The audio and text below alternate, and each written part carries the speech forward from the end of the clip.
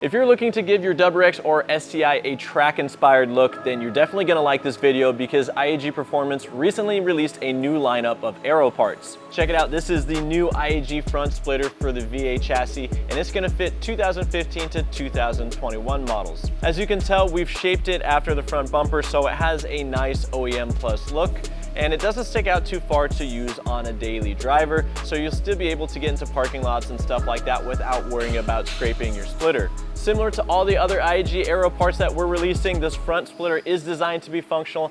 As you can see, it's firmly mounted to the chassis, which will help reduce lift and provide more front end downforce when you take your car out to the track. Another cool feature of the IAG front splitter is the fact that you can option it with or without these end plates. So you can go with a more aggressive look like we have installed on the car here, or you can option it without them if you want something a little bit more subtle. To complete the look of your splitter, we do provide two IAG logo stickers, which are fully weatherproof, and you can choose between either silver or red, whichever matches your build.